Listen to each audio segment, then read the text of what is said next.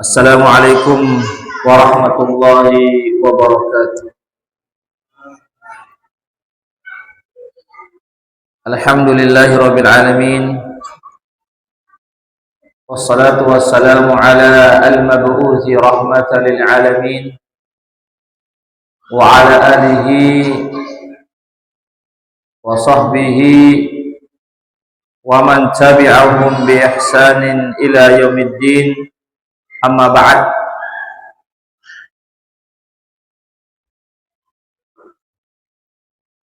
Kaum muslimin hadirin jamaah salat maghrib yang senantiasa dirahmati Allah Subhanahu wa taala. Pertama-tama kita senantiasa memuji Allah Subhanahu wa taala dan bersyukur kepadanya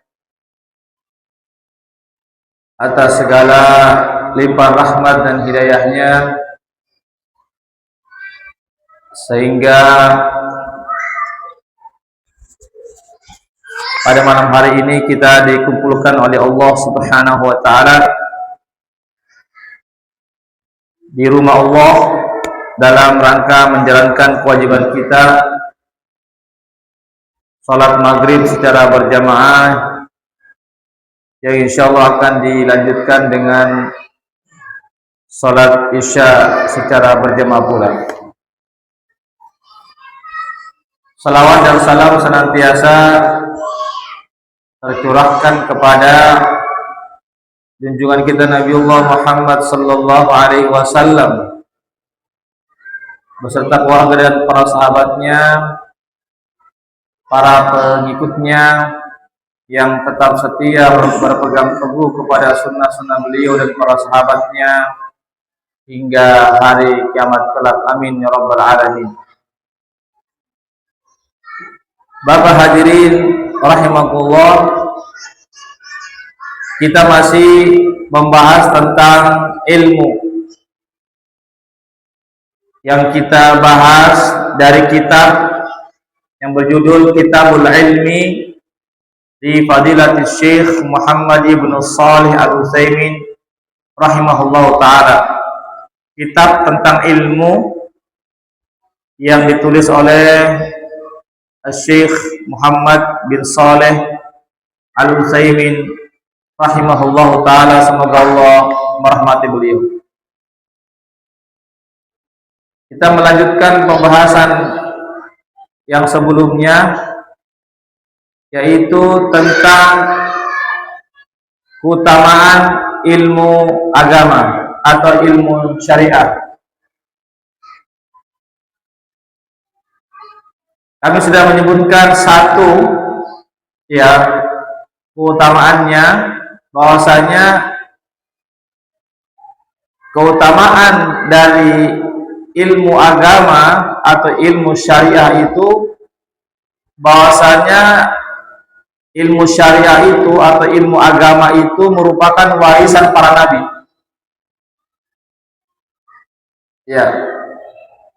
Bahwasanya ilmu agama itu adalah warisan para nabi.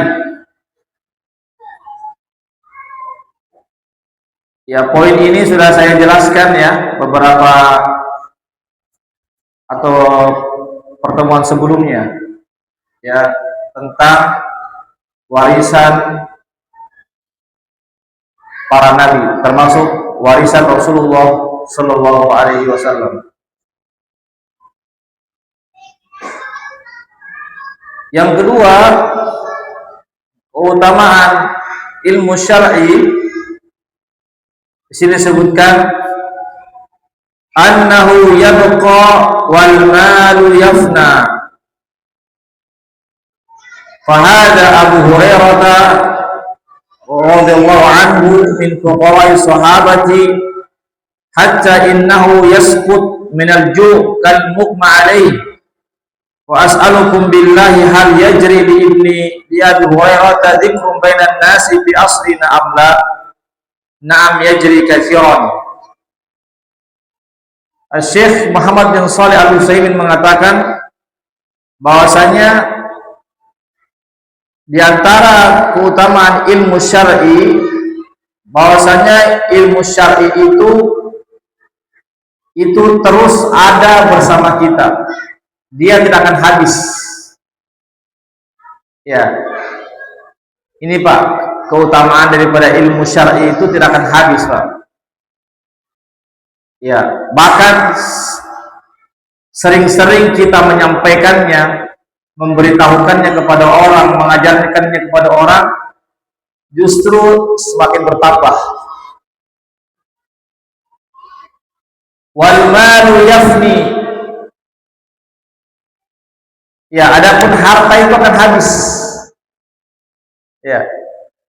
Kecuali kalau harta itu kita gunakan untuk infak fisabilillah. Ya. Kalau harta ini Pak, kita gunakan infak fisabilillah, bersedekah misalnya, membantu orang yang membutuhkan, memberikan makan kepada fakir miskin dan seterusnya, maka harta itu akan bertambah. Ya, maka harta itu akan bertambah. Ya, tapi kalau harta itu sekedar beli sana beli sini, ya, terkadang juga tuh orang karena banyaknya hartanya pusing dia mau kemana dia belanjakan hartanya Pak. Bahkan sampai ada jam tangan itu Pak, sampai miliaran. Orang Indonesia Pak, saya pikir Bapak tahu semua. Jam tangan Pak, sampai miliaran Pak, sampai 13 miliar. Coba Bapak bayangkan, kira-kira berapa rumah di Pemprov bisa dibeli ini? Jamaah sekalian, berapa rumah di Pemprov unit bisa dibeli Pak dengan 13? Cuma jam tangan Pak, 13 miliar. Saya tidak perlu sebutkan orangnya, Bapak tahu semua di media sosial. Bayangkan Pak, bingung dia mau dikemanakan itu harta. Jamaah sekalian, kalau diinfakkan fisabilillah, jamaah sekalian, luar biasa Pak, akan mengalir pahalanya sebagai amal jariah. Jadi harta itu ada dua. Ya, bisa habis, ya. Habis ini kan banyak faktor habis Pak. Jamaah sekalian, itu habis tuh ada berapa banyak faktor habis. Yang kita makan itu habis, yang kita pakai habis, bisa juga habis itu dicuri orang, habis juga namanya, diambil orang. Sudah sekian lama kita bangun rumah kita besar-besar, tiba-tiba langsung dicuri orang, diambil orang. Jamaah sekalian, hadirin. Ya, tapi kalau harta kita gunakan untuk ya wakaf, jamaah sekalian, itu akan terus mengalir Pak. Jamaah sekalian, meskipun kita sudah meninggal dunia. Ya, jadi sekali lagi Pak, dari harta itu dia bisa berkurang, bisa bertambah. Ya, bertambah kapan dia bertambah? Kalau kita investasikan, investasi akhirat namanya.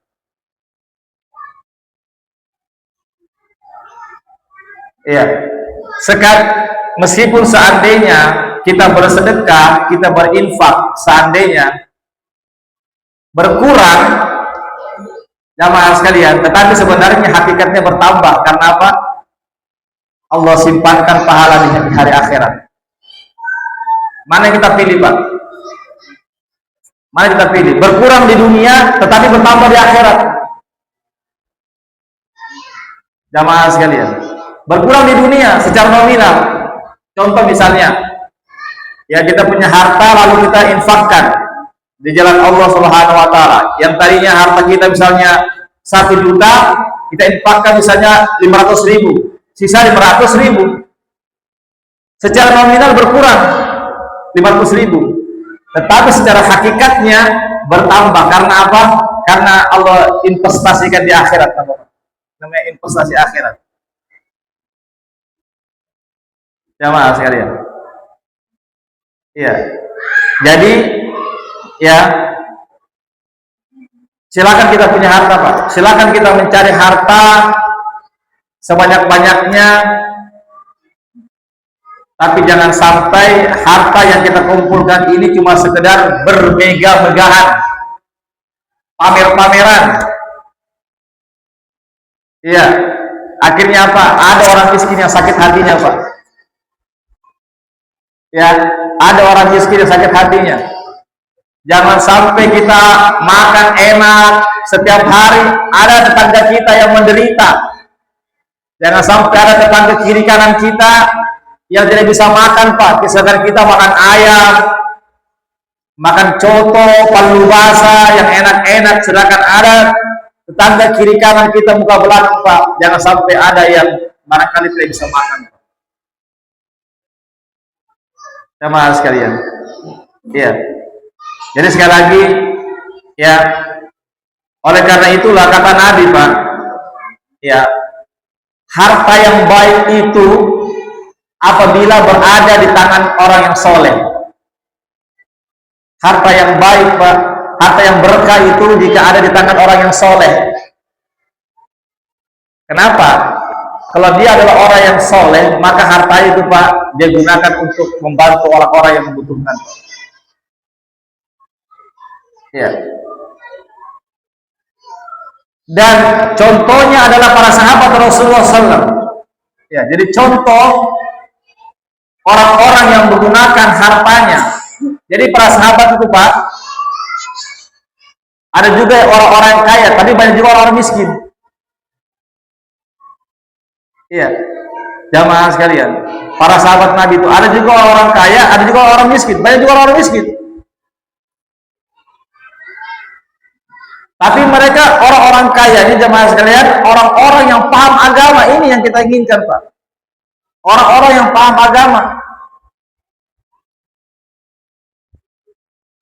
Jamaah sekalian. Kenapa? Kalau orang yang paham agama, maka hartanya digunakan untuk membantu agama Allah. Jamaah sekalian. Lihat bagaimana Khadijah, Pak. Khadijah itu adalah istri Nabi yang kaya, Pak.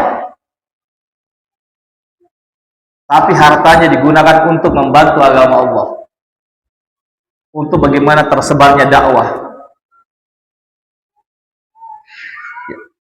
Jadi jemaah sekalian yang dimuliakan Allah Subhanahu wa taala, jadi di sini Syekh mengatakan ilmu itu terus tidak akan hilang, ya, terus ada bersama kita, sedangkan harta itu habis. Ini maksudnya adalah harta itu kalau kita tidak gunakan di jalan Allah.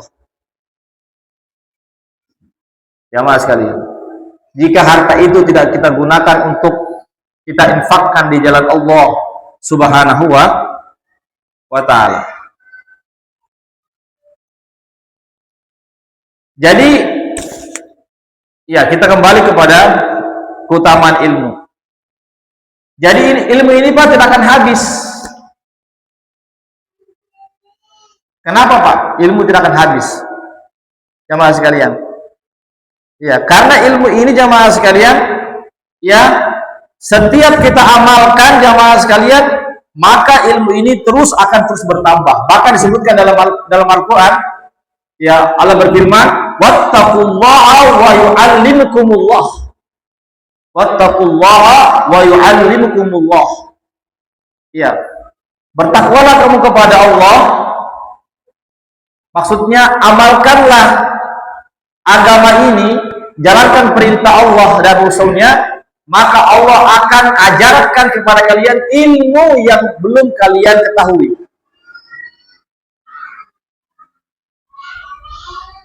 Ya, jadi kalau kita ingin mendapatkan ilmu yang baru dari Allah, maka hendaklah kita mengamalkan ilmu yang sudah kita ketahui. Jadi ilmu amal, ilmu amal. Jadi ilmu amal ini Pak, ibarat dua sisi mata uang yang tidak bisa dipisahkan. Ilmu amal, ilmu amal. Artinya, kita tahu ilmunya, kita amalkan. Jadi agama ini Pak, bukan cuma sekedar teori-teori. Bukan cuma sekedar pengetahuan kognitif. Sekedar ditahu. Kalau sekedar ditahu Pak, maka orang Yahudi lebih pintar daripada kita. Itu orang Yahudi Pak, pintar-pintar, tapi dia agamanya cuma di otak saja, belum sampai ke hati. Itu agama itu bukan di otak Pak, harus sampai ke hati. Hati di sini Pak ya, bukan di sini. Ini liver, jangan lihat, ini hati, jantung. Ya, karena Nabi pernah menyentuh dada sahabat, kata Nabi, at-taqwa hahuna. Ya, ketakwaan itu di sini tempatnya, bukan di sini. Takwa itu bukan di sini, bukan di ini namanya kognitif, kecerdasan, intelektual di sini Pak. Karena banyak orang yang cerdas tapi tidak bertakwa. Banyak orang pintar tetapi tidak beramal. Banyak orang tahu tetapi tidak menjalankan perintah Allah. Itulah umat Yahudi. Umat Yahudi yang sekalian tahu bahwasanya Rasulullah itu adalah nabi terakhir, the last prophet. Jamaah sekalian, umat Yahudi tahu bahwasanya Nabi Muhammad adalah utusan Allah yang terakhir. Iya, tetapi karena ilmu cuma sampai di otak, belum sampai di hati, akhirnya apa Pak? Lahirlah kesombongan. Begitulah Pak. Kesombongan itu lahir tatkala ilmu belum sampai di hati. Masih sekedar asumsi, pemikiran dan kognitif dan intelektualnya saja. Makanya kenapa kita baca ghairil maghdubi alaihim siratal ladzina an'amta alaihim ghairil maghdubi alaihim waladdallin. Itu berulang-ulang Pak, minimal 17 kali sehari semalam kita baca. Apa artinya itu? Ihdinas siratal mustaqim. Ya Allah, tunjukkanlah kami jalan yang lurus. Siratal ladzina, apakah jalan yang lurus? Allah jelaskan ini Pak. Ini namanya Pak, tafsir ayat dengan ayat. Ihdinas siratal mustaqim. Kita kan minta, ya Allah, tunjukkanlah kami jalan yang lurus. Apa itu jalan yang lurus? Allah jelaskan ayat selanjutnya. Siratal ladzina an'amta alaihim. Jalannya orang-orang yang kau telah beri nikmat kepada mereka. Jadi jalan yang lurus itu adalah jalannya orang-orang. Sirata itu jalan. Sirat. Alladzina orang-orang. An'amta yang telah kau beri nikmat kepada alaihim kepada mereka. Ghairil maghdubi alaihim, bukan jalannya orang-orang yang engkau murkai. Siapa yang dimaksud dengan jalannya orang-orang dimurkai Pak? Dalam hadis Nabi mengatakan ketika ditanya siapakah itu, Nabi mengatakan itulah umat Yahudi. Umat Yahudi adalah umat yang dimurkai oleh Allah Subhanahu wa taala. Kenapa? Tadi karena dia tahu hukumnya, tahu dalilnya, tahu buktinya, tetapi tidak menjalankan hukum tersebut. Tahu sekedar tahu, tetapi pengetahuannya tidak sampai ke hati, cuma sampai di otak saja. Sehingga apa? Melahirkan kesombongan. Jamaah sekalian. Kenapa Allah murka kepadanya? Karena mereka sombong. Kenapa mereka sombong? Karena mereka tahu tetapi tidak menjalankan. Kalau orang tidak tahu, tidak menjalankan Pak, itu barangkali bisa dimaafkan. Contoh misalnya, ada orang tidak tahu, tidak menjalankan, pasti kita maafkan. Oh iya, tidak apa-apa, karena tidak tahu hukumnya. Tapi orang tahu hukumnya, namun dia tidak menjalankan, bahkan melanggar. Makanya wajarlah kalau Allah mengatakan ghairil maghdubi alaihim, bukanlah jalannya orang-orang yang dimurkai. Iya, Bapak, kenapa kita murka kepada seseorang? Kenapa kita murka, marah kepada seseorang? Jamaah saya, itu karena faktornya apa? Karena faktornya orang itu tahu hukumnya tapi dilanggar, tahu peraturannya tetapi dilanggar. Jamaah sekalian, ini hadirin yang dimuliakan Allah Subhanahu wa taala. Ya, jadi sekali lagi Pak, bahwasanya ya ilmu itu jamaah sekalian, jika kita amalkan ilmu itu maka Allah akan ajarkan kita.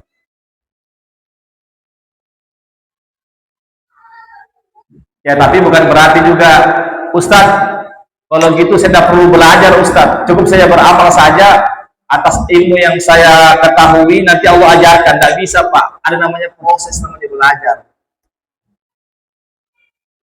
Makanya yang sebagaimana tadi sudah saya sampaikan, ya Allah itu mengajarkan kita melalui perantara kolam. Apa itu kolam, pena? Itu maksudnya apa? Itu isyarat disuruh kita belajar Pak, membaca. Apa fungsinya? Apa fungsinya itu kolam? Apa fungsinya itu pena Pak? Kan Al-Quran kan dituliskan dengan pena. Jamaah sekalian, Al-Quran Pak, yang kita baca yang 30 juz itu Pak, itu dituliskan dengan pena Pak. Hadis-hadis yang dibaca oleh kita punya imam 3 kali dalam sepekan itu Pak, namanya hadis Kitabul Jami itu Pak, itu hadis Nabi Pak. Jamaah sekalian, itu ditulis dengan pena. Jamaah sekalian, itu menunjukkan apa pentingnya kita belajar. Ya, jadi jangan dipahami ayat yang saya baca, kalau kita mengamalkan agama, maka Allah ajarkan kepada kita pengetahuan yang baru tanpa proses belajar. Salah juga Pak. Harus ada namanya proses belajar. Jamaah sekalian. Iya. Makanya sebagaimana yang saya bacakan tentang surat tafsiran surah Iqra, Iqra bismi rabbikal ladzi khalaq, khalaqal insana min 'alaq, Iqra wa rabbukal akram, alladzi 'allama bil qalam. Iqra. Itu ayat yang pertama loh Pak, turun pada malam Lailatul Qadar Pak. Ayat yang pertama dalam surah ya Iqra, jamaah sekalian. Al-Alaq ayat 1 sampai 5. Apa artinya Iqra? Disuruh baca Pak. 2 disuruh bacaan. Bacaan yang pertama kan kita membaca alam semesta. Jamaah sekalian, disuruh kita membaca alam semesta. Karena apa? Karena dalam itu Iqra bismi Rabbi Pak. Bacalah dengan menyebut nama Rabbmu. Kurang salah pasti sudah pernah saya jelaskan tentang makna Rabb. Makanya ketika kita membaca surah Al-Fatihah, Bismillahirrahmanirrahim. Alhamdulillahi Rabbil alamin. Rabb. Apa artinya Rabb itu Pak? Kalau kita kan Tuhan. Silakan kita buka terjemahan Departemen Agama. Apa artinya Rabb? Tuhan. Siapa itu Tuhan? Jamaah sekalian. Makanya Rabb itu Pak tidak lepas daripada 3 ini.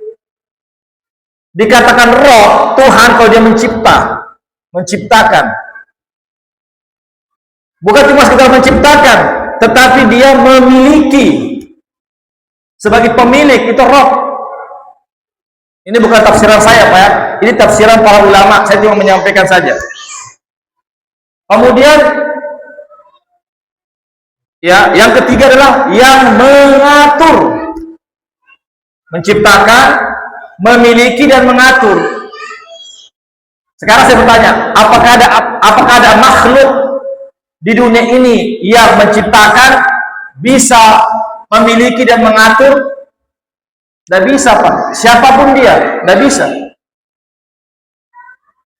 Boleh jadi dia menciptakan, tetapi dia belum bisa memiliki.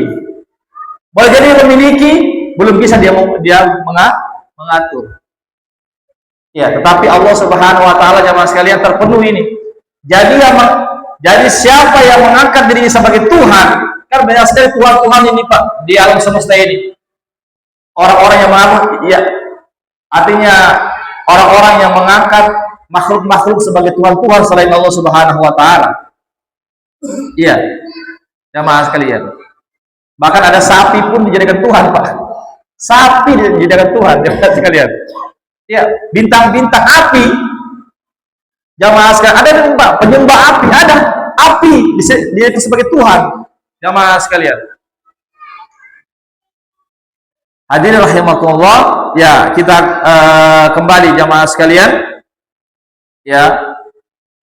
Jadi sekali lagi Pak, bahwasanya ilmu itu harus kita baca, harus kita pelajari.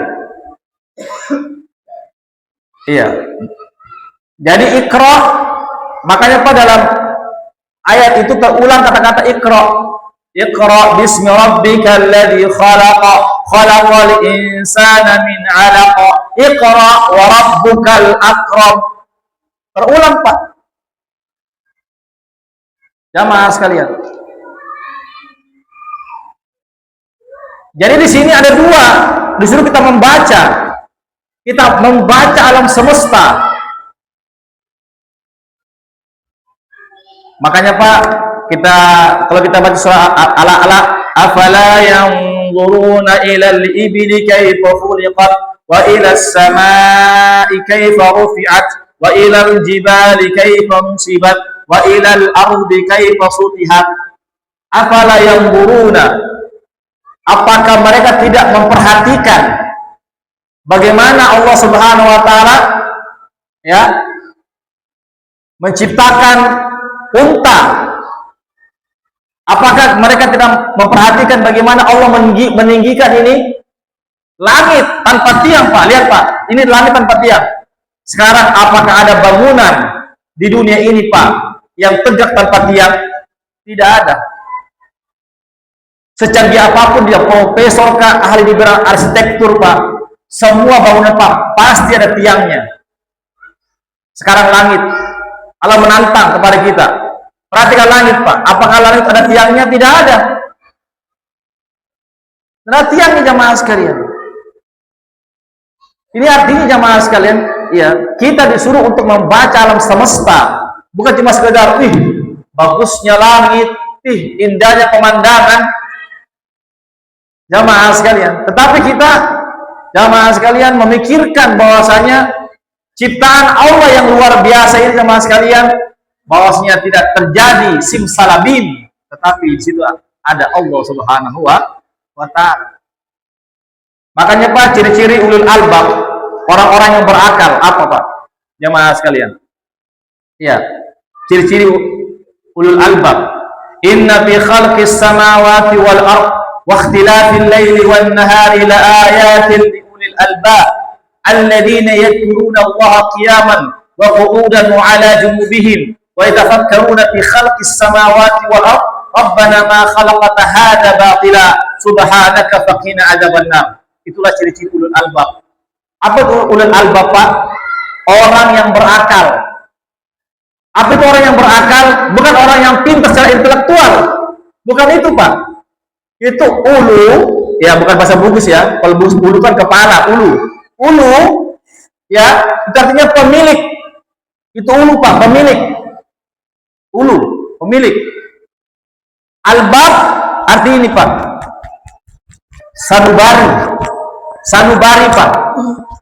Berarti pemilik sanubari yang paling dalam. Itulah orang yang berakal, bukan definisinya orang-orang barat. Jangan kita ambil definisinya orang-orang barat. Orang-orang barat, orang yang berakal itu orang yang pintar secara kognitif, secara intelektual. Bisa buat ini, bisa buat itu, bisa buat apa namanya, hal-hal yang bersifat fisik, ya, yang bersifat fisik. Jamaah sekalian, ya, makanya dikatakan kok ulul albab, Ini Pak, orang yang memiliki hati.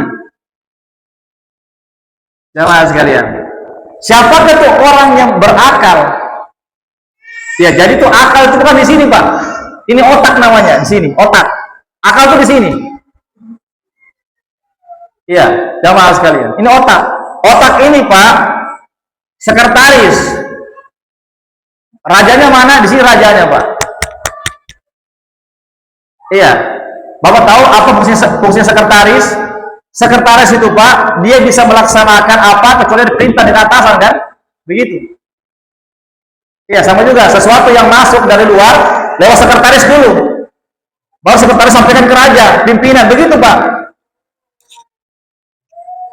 Jemaah sekalian. Artinya, kalau ini bermasalah, otak juga bermasalah.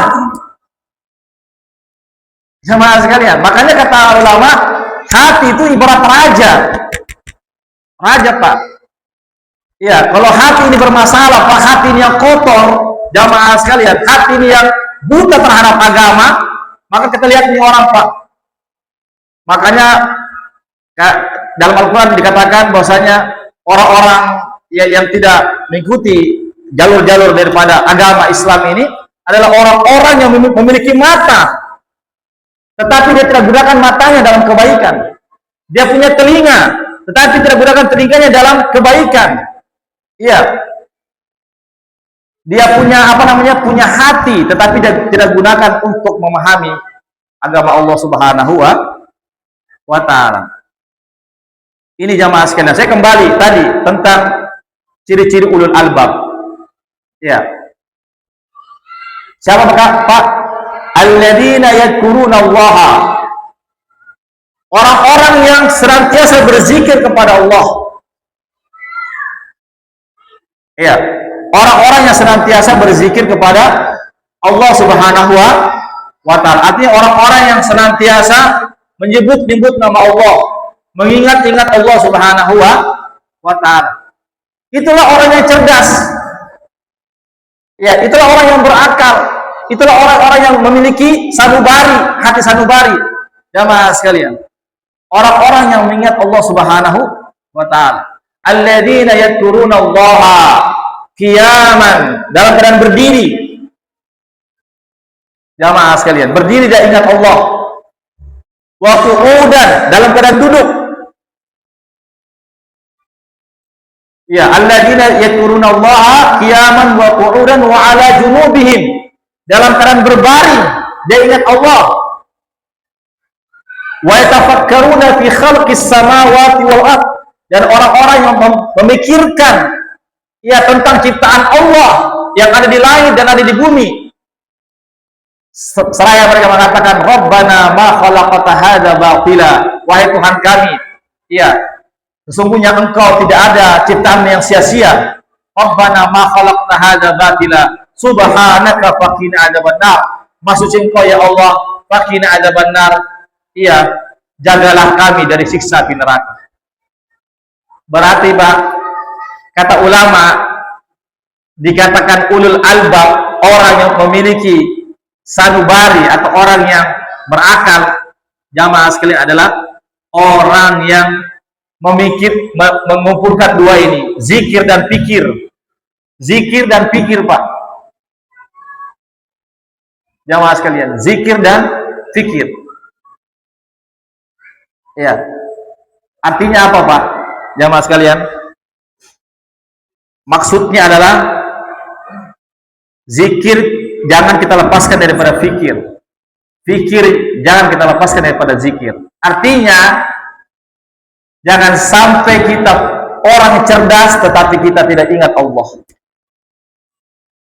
Iya, jangan sampai kita menjadi orang yang cerdas, orang yang pintar tetapi kita jauh dari agama Allah Subhanahu wa taala.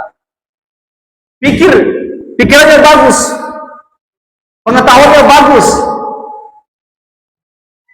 jamaah sekalian. Tetapi apa?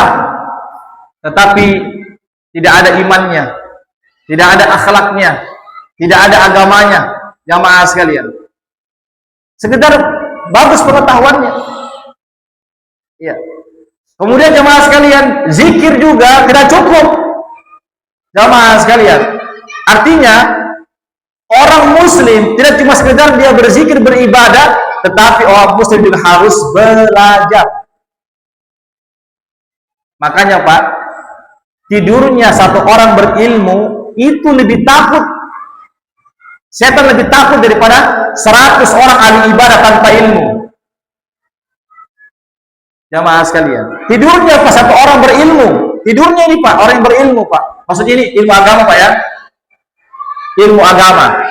Jamaah sekalian, karena ilmu agama inilah yang mana kita menuntun kita mengetahui ini jalan kebenaran, ini jalan yang hak, itulah ilmu agama Pak. Iya. Jadi hadirin, iya, menunjukkan bahwasanya yang dikatakan sebagai orang yang berakal jika mengumpulkan dua ini, iya, yaitu apa? Yaitu orang yang ingat kepada Allah Subhanahu wa ta'ala, orang yang beribadah kepada Allah, tetapi dia juga orang yang mau terus belajar dan belajar. Jamaah sekalian,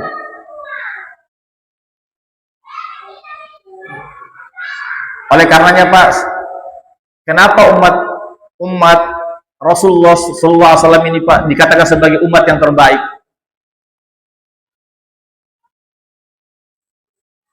Dalam Al-Quran dikatakan, ya, kuntum khaira ummatin ukhrijat linnas ta'muruna bil ma'rufi wa tanhauna 'anil munkar wa tu'minuna billah.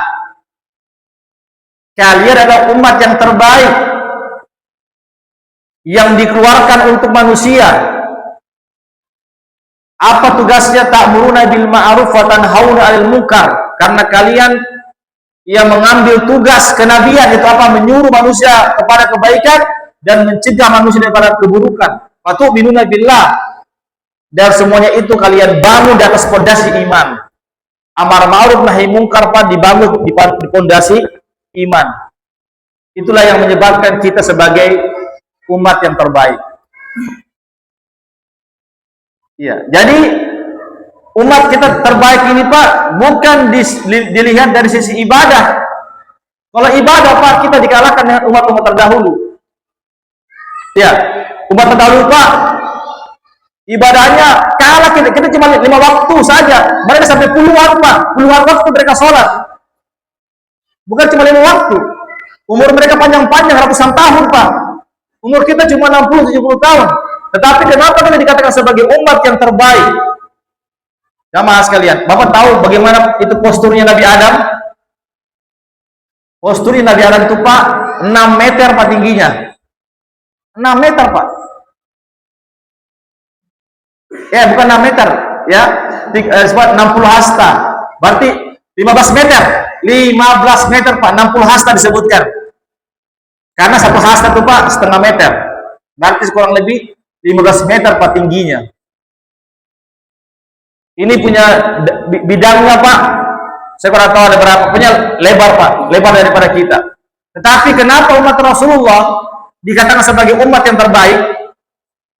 Bukan umatnya Nabi Adam, bukan umatnya Nabi Nuh, bukan umatnya Nabi Ibrahim, bukan umatnya nabi-nabi yang lainnya, tetapi umat Rasulullah SAW. Karena dua tadi, mengumpulkan antara iman, jamaah sekalian, iman tadi jamaah sekalian, yang kedua adalah melaksanakan tugas, yaitu apa? Mengajak manusia kepada Allah Subhanahu wa ta'ala. Ini Pak, ini yang menyebabkan kita dikatakan sebagai umat yang terbaik. Jadi bagaimana bisa kita dikatakan sebagai umat yang terbaik? Jamaah sekalian, maka tidak ada jalan. Yaitu apa?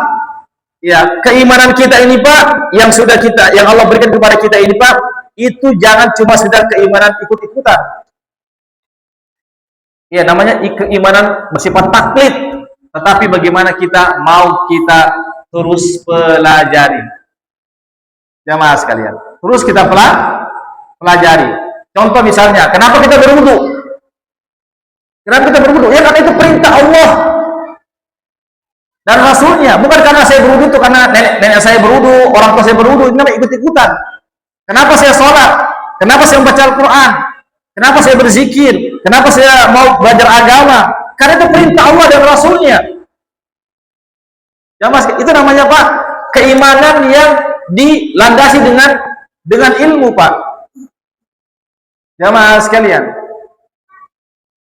hadir rahimakumullah ya. Jadi hadirin sekali lagi, bahwasanya ciri-ciri daripada orang yang berakal adalah orang yang jamaah sekalian, di samping mereka beribadah kepada Allah Subhanahu wa taala, mereka terus jamaah sekalian ya, mereka terus untuk ya bagaimana belajar dan terus belajar ya. Mereka terus untuk meningkatkan keilmuannya, mereka terus untuk menyampaikan kebenaran ini. Hadirin yang dimuliakan Allah Subhanahu wa taala.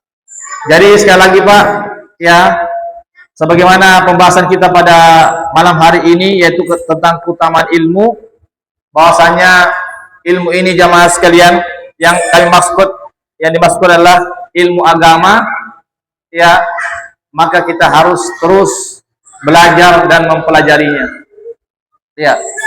Jangan ada perasaan untuk berat untuk mempelajari Pak agama ini jamaah sekalian ya. Karena apa? Karena itu tadi, bahwasanya ilmu inilah yang akan terus membersamai kita jamaah sekalian. Ilmu inilah jamaah sekalian yang akan menuntun kita ya. Ilmu inilah jamaah sekalian yang akan menjadi sebagai penerang hidup kita ya. Hadirin yang dimuliakan Allah Subhanahu wa taala, di sini disebutkan Pak, Bapak tahu siapa itu Abu Hurairah? Abu Hurairah ini Pak adalah sahabat jamaah sekalian yang awal-awalnya dia adalah orang yang miskin Pak. Abu Hurairah ini jamaah sekalian, sampai-sampai dia tidak ada rumahnya, dia tinggal di masjid, tetapi karena ilmu dia belajar dari Nabi, akhirnya Allah SWT angkat derajatnya Pak. Abu Hurairah jamaah sekalian, angkat derajatnya ya. Bahkan jamaah sekalian, bukan itu saja ya, yang lebih penting lagi bahwasanya Abu Hurairah ini jamaah sekalian terus mendapatkan ya ganjaran pahala di sisi Allah Subhanahu wa taala. Karena apa? Karena hadis-hadis yang beliau riwayatkan itu Pak, yang sampai kepada kita, maka kita baca hadisnya, lalu kita amalkan hadisnya, kita sampaikan, maka semuanya itu Pak mengalir pahalanya kepada Abu Hurairah. Jamaah sekalian ya, ini pentingnya ilmu yang kita pelajari dan ajarkan jamaah sekalian ya. Makanya kalau biasa imam kita bacakan Pak ya, sering itu ya, dari Abu Hurairah ya, semoga Allah meridhoinya, mengatakan, Nabi bersabda dari Abu Hurairah Pak. Banyak sekali hadis-hadis yang beliau riwayatkan Pak, Abu Hurairah itu jamaah sekalian ya. Jadi Abu Hurairah yang tadinya jamaah sekalian adalah orang miskin, tapi karena ilmu sehingga Allah angkat derajatnya. Yaitu apa? Yang paling terpenting sekali adalah beliau sudah meninggal dunia 14 abad yang lalu, tetapi pahalanya itu terus mengalir kepada beliau. Iya. Jadi hadis-hadis yang kita pelajari itu Pak, itu mengalir kepada beliau. Iya, jamaah sekalian. Jadi sekali lagi ya, ini pentingnya jamaah sekalian kita terus belajar ya Al-Qur'an, belajar hadis jamaah sekalian, lalu bagaimana kita ajarkan Pak ya kepada anak-anak kita, kepada keluarga kita ya, kita ajarkan mereka jamaah sekalian ya, kita ajarkan kepada ya, kita ingatkan kita punya keluarga ya, pentingnya kita mempelajari agama jamaah sekalian, karena dengan agama inilah kita akan mendapatkan ya penerangan atau mendapatkan cahaya dari Allah Subhanahu wa taala. Barangkali ini bisa kami sampaikan Pak, sebelum saya tutup, barangkali ada yang mau bertanya, dipersilakan. Silakan Pak, pernah bertanya.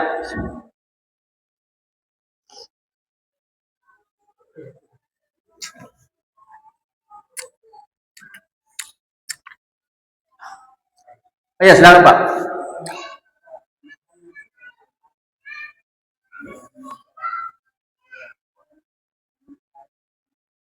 Waladhdallin.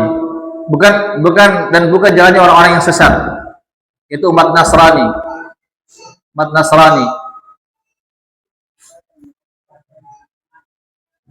Nabi Pak, Nabi yang tafsirkan itu.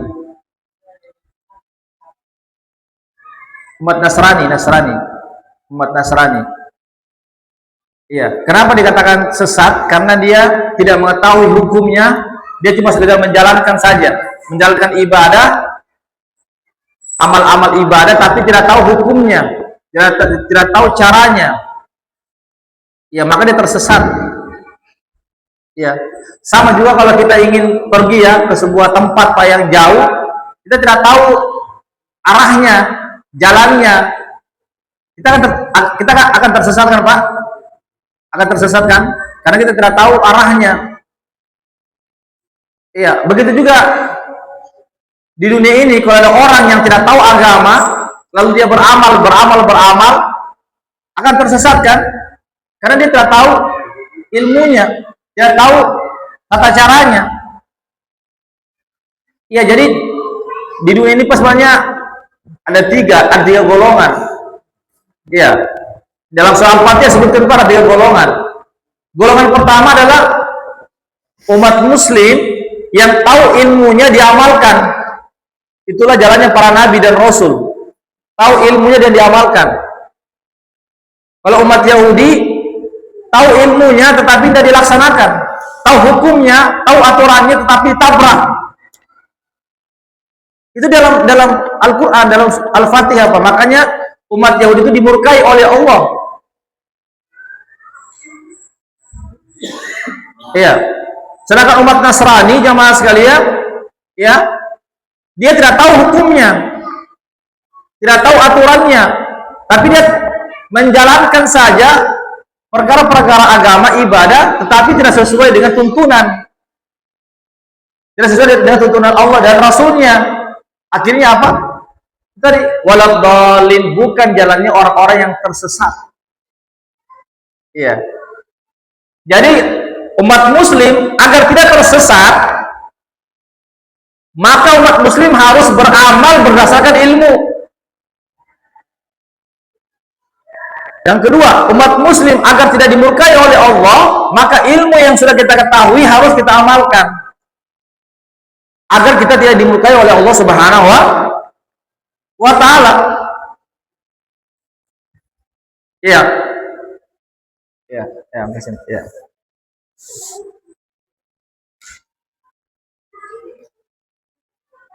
Ya, tapi jangan juga Ustaz, wah bagaimana Ustaz sudah banyak ilmu, tapi saya belum amalkan. Bagaimana Ustaz sudah banyak pengetahuan agama belum saya amalkan? Itu yang salah kalau tidak ada niat mengamalkan. Itu yang salah Pak. Kalau tidak ada niat mengamalkan, cuma sekedar saja belajar, ingin tahu, tetapi tidak mau diamalkan, tidak niat Pak. Itulah umat Yahudi. Oh, umat Yahudi Pak, ketika disuruh sembelih sapi, silakan kita buka surah Al-Baqarah Pak. Disuruh sembelih sapi, banyaknya pertanyaannya. Ditanya kepada Nabi Musa, tanyakan kepada Allah itu, tanyakan kepada Tuhanmu, bayangkan ini tidak beradab. Tanyakan kepada Tuhanmu.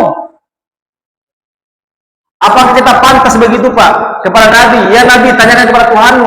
Yang ada Tuhan kita, bukan Tuhan Nabi, Tuhan kita. Karena Tuhannya Nabi, Tuhan kita. Itu umat Yahudi, tanyakan kepada Tuhan Musa. Bagaimana itu sapi yang bagaimana disembelih? Padahal Nabi Musa katakan, Tuhanmu perintahkan kepada sembelih sapi. Titik. Dia tidak. Sapi yang bagaimana? Apa warnanya? Berapa umurnya? Apa kata ulama? Sebenarnya dia tidak mau laksanakan, tidak mau, sengaja dia cari-cari supaya tidak dilaksanakan Pak. Itulah umat Yahudi Pak. Jadi umat Yahudi itu Pak adalah orang yang banyak bertanya, tetapi tidak mau mengamalkan. Karena tujuannya bertanya hanya untuk menyusahkan saja. Jamaah sekalian, itu umat Yahudi. Iya. Ya, jadi jamaah sekalian, ya begitu tadi Pak Hasan ya. Tadi tafsiran Nabi. Ya, jadi sekali lagi Pak, maka kita harus terus belajar dan belajar ya sesuai dengan kemampuan kita masing-masing tentunya. Ya, karena dengan ilmu agama inilah kita akan mendapatkan kebahagiaan, akan mendapatkan pertolongan Allah di dunia ini, lebih-lebih di hari akhirat kelak. Baiklah Pak, karena waktu yang sudah masuk ini, ya sudah azan di luar sana, maka kita cukupkan sampai di sini. Insyaallah kita akan bertemu lagi di pekan depan. Demikianlah kami akhiri dengan baca doa penutup majelis. Subhanakallahumma wa bihamdik, asyhadu an la ilaha illa anta, astaghfiruka wa atubu ilaik. Wassalamualaikum warahmatullahi wabarakatuh.